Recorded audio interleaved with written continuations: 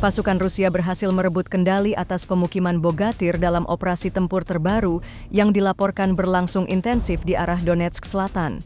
Rekaman video yang diunggah pada Minggu, 18 Mei 2025, memperlihatkan jalannya operasi militer secara terkoordinasi antara kelompok penyerang, awak artileri, dan operator UAV.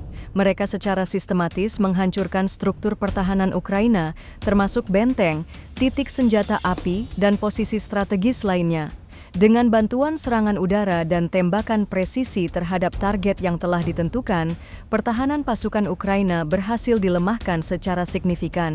Setelah menekan pusat-pusat perlawanan utama, pasukan Rusia melakukan pembersihan wilayah dan mengklaim penguasaan penuh atas pemukiman Bogatyr.